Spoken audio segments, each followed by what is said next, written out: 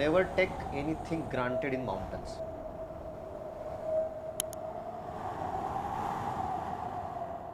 पण माझी थोडीशी अशी भावना आहे की गिर्यारोहक हा थोडासा बंडखोर असतो. शिक्षा दोघांनाही समान आहे. एखादे रोप अँकर करताना तिचा काही चूक झाली, टेक्निकल चूक झाली, पुरुषही खाली पाडणारे आणि महिलाही खाली पाडणारे, नवखाही पाडणारे आणि अनुभवी पण पाडणारे. त्यामुळे इथं सगळीकडे समानता आहे. ही गिर्यारोहणातली समानता मला सगळ्यात जास्त अधोरेखित करायची होती की हा वेगळा खेळ आहे इतर खेळांपेक्षा.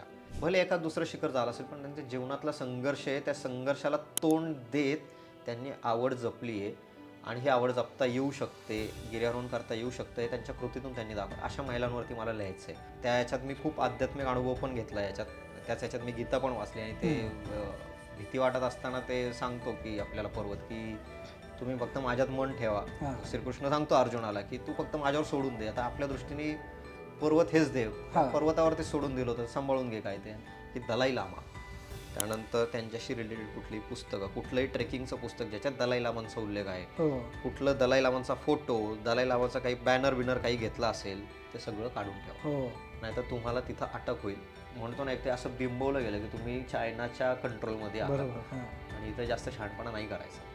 अशा याच्यात त्या दडपशाही वातावरणात आम्ही जात होतो आणि मग तिथं गेल्यानंतर कळालं की मेरा भारत महान. कारण आपल्याकडं स्वातंत्र्य, आपल्या मतं व्यक्त करण्याची हे खूप मुभा आहे आपल्याकडं. आणि तिथं गेल्यानंतर कळते की हुकुमशाही आणि दडपशाही काय.